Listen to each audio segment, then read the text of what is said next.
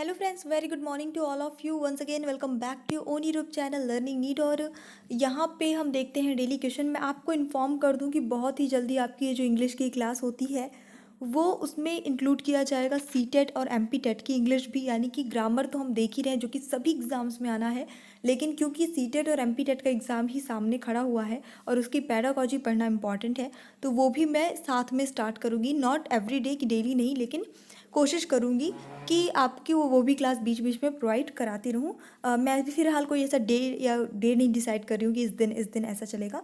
ये आपकी 10 बजे की ही क्लास हुआ करेगी, उसी में आपको मिलेगा एम पी टेट और सी टेट की इंग्लिश भी, और साथ ही साथ ग्रामर जो आपकी चल रही है वो भी अब टॉपिक वाइज आपको मिलेगी।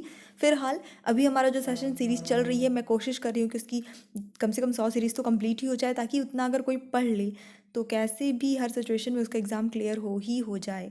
ओके, तो चलिए फिर हाल स्टार्ट करते हैं हमारा आज का सेशन। सुपर टेट के हिसाब से हम देखेंगे 10 क्वेश्चन। तो आज का जो फर्स्ट क्वेश्चन है, कंप्लीट द फॉलोइंग सेंटेंस। यहाँ पे क्या आएगा आपको ये बताना है। His path was बेसेट blank difficulties. अच्छा क्वेश्चन है, बस आपको बताना है बाय आएगा, विद आएगा, ऑफ आएगा या फ्रॉम आएगा। यहाँ पे एक नया वर्ड भी आपको मिल जाता है, बेसेट। इसका मतलब होता है, बेसेट का मतलब घेर लेना किसी चीज़ को।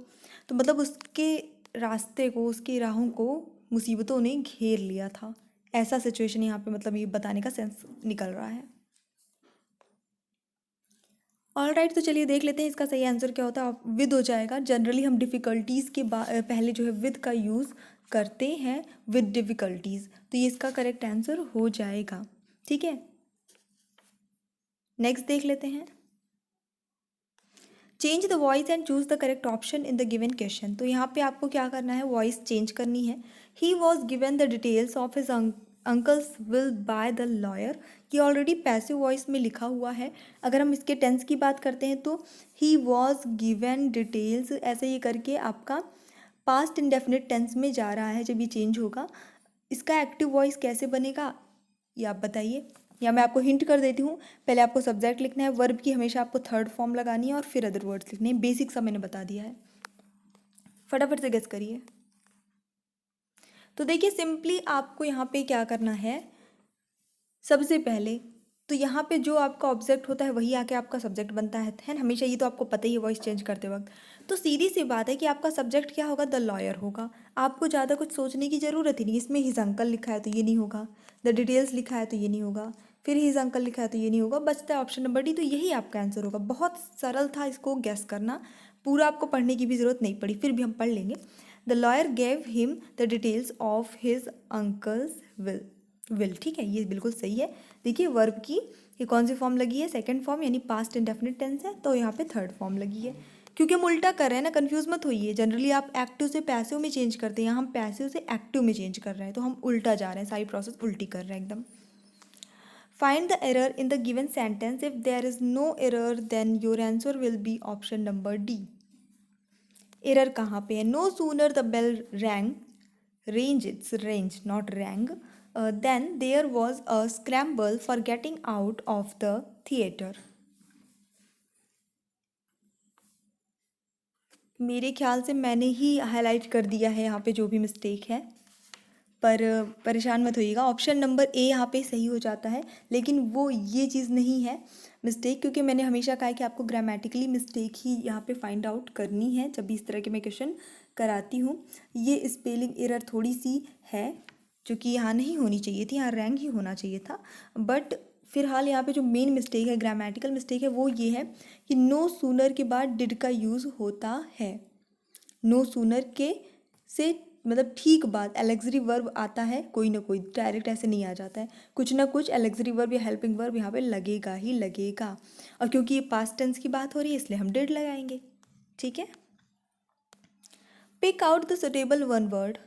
N allowance made to the to a wife by her husband when they are legally separated. इसके लिए एक शब्द क्या है, मतलब कि जब कानूनी रूप से पति पत्नी अलग होते हैं, तलाक वगैरह हो जाता है, तो उसके हस्बैंड के द्वारा उसे कुछ पैसे या कुछ धन जो है दिया जाता है, धनराशि उसकी गुजारी के लिए दिया जाता है, उसे एक शब्द में क्या कहते हैं इंग्लिश में। तो चलिए देख लेते हैं क्या इसका जो करेक्ट आंसर होता है वो होता है गुजारा भत्ता, उसको हम हिंदी में कहते हैं और इंग्लिश में कहते हैं एलिमनी। तो ये सही आंसर हो जाएगा। बाकी के वर्ड्स जो है वो आप देख लीजिए। ओके, पैरसिमनी, तो ये इसका मतलब होता है मितव्ययिता, है ना, कम खर्च करना। मैट्रिमोनी तो आई थिंक सबको पता होगा, वैवाहिक जीवन को कहते हैं बेसिकली। हाँ ओके। हॉनोरेरियम, ये एक वर्ड नया मिल जाता है आपको, बिना वेतन के काम करने वाले, जिसको हम अवैतनिक कहते हैं हिंदी में, उसको ही हम इंग्लिश में ये कहते हैं। नेक्स्ट देखेंगे, choose the narration of the following sentence. He said alas the little puppies run over by the car. पहली बात तो ये आपका एक्सक्लेमेटरी सेंटेंस है, इसमें आदि बोधक चिन्ह यहाँ पे लगा हुआ है, ठीक है, इंटरजेक्शन का यूज़ हुआ है। अब यहाँ पे आपको क्या करना है, इतना तो क्लियर है कि एक्सक्लेमेटरी सेंटेंस है तो एक्सक्लेम्ड आएगा, जो कि सब में लगा हुआ है। अब आगे आपको गेस करना है, क्योंकि वो क्या कर रहा है, खुशी से बोल रहा है, सैडली बोल रहा है, जाहिर सी बात है वो सैडली बोल रहा है, ठीक है, कि जो है जो छोटा पपी जो है वो कार के नीचे आ गया, ऐसा करके वो दुखी है। तो जाहिर सी बात है कि यहाँ पे आपका ये वाला सेंटेंस नहीं, इन तीनों में से कोई आना चाहिए, बी, सी एंड डी में से, राइट। अब यहाँ पे देख लीजिए, चेंज करेंगे तो he said, sorry he exclaimed sadly, he exclaimed sadly, सब में सही है। फिर दैट लगाना है, सब में लगा है। अब वो क्या चीज़ है, the little puppy, the little puppy के लिए है तो द लिटिल पपी, सब में लगा दिया। फिर यहाँ पे डी वाले में हम देख रहे हैं कि चेंज हो गया, इज लग गया है, जबकि पास्ट टेंस की बात है, ही सेड पास्ट टेंस की बात है, तो इज को चेंज होना चाहिए वॉज में, राइट। तो यहाँ पे was run over by the car, ये सिंपल सही सेंटेंस हो जाता है। ऑप्शन नंबर बी यहाँ पे करेक्ट आंसर होगा।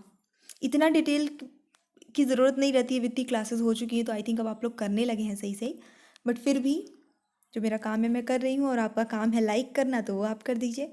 Choose the alternative which best expresses the meaning of the item and phrase. Smell a rat, इसका आपको मीनिंग बताना है। अब थोड़ा आप उसका सेंस समझ सकें इसके लिए पूरा सेंटेंस दिया है, तो देख लीजिए क्या होगा। However much you try to conceal the matter she is sure to smell a rat. कहने का मतलब है कि तुम जितना ही ज़्यादा किसी मामले को छुपाने की, लिपापोती करने की कोशिश करोगे उस पर, वो उतना ही पक्का उसको पता लगा लेगी। कहने का सेंस यहाँ पे ये निकलता है, जैसे कि बिल्ली चूहे सूंघ लेती है कहीं भी छुपे रहे, ऐसी सिचुएशन है, ठीक है। तो इसका अर्थ क्या होता है, suspect that something is wrong, hit back, be inquisitive, be angry.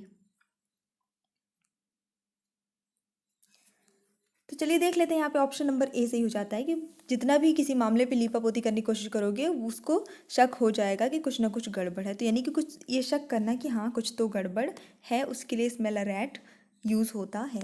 Fill in the blank by suitable appropriate preposition. I have bought some books blank you to examine. To, for, with और over.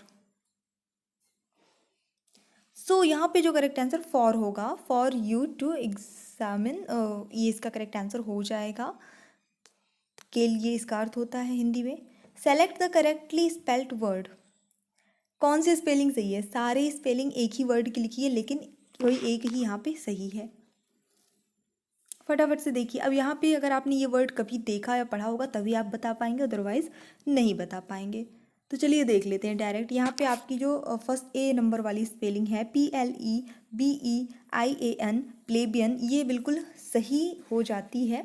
और इसका अर्थ भी हम देख लेते हैं। इसका अर्थ actually होता है गंवारू, अशिष्ट, यानी जो वल्गर जिसे हम कहते हैं, फाइन, गंवार कह सकते हैं नॉर्मली।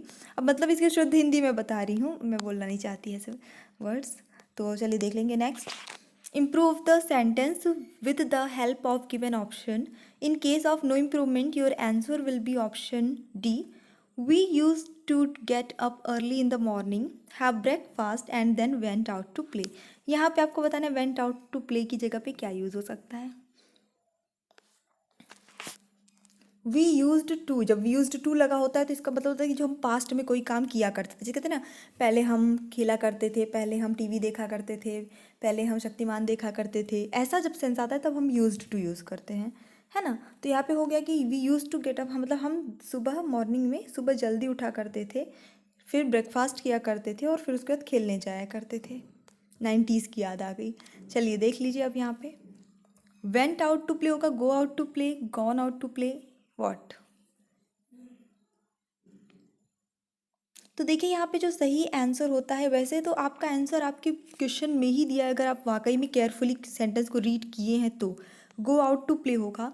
वी यूज्ड टू, आप देखिए यूज्ड टू लगाने के बाद सारे वर्ब आपके प्रेजेंट टेंस में ही हैं, फर्स्ट फॉर्म में ही लगे हैं। देखिए सब प्रेजेंट टेंस में, यहाँ हैड नहीं है, हैव है, गॉट नहीं है, गेट है।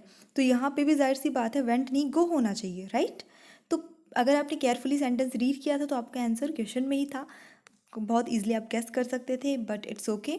यही आपको अपने माइंड में रखना है कि कितना आप किस किस तरह से आंसर को सॉल्व कर सकते हैं।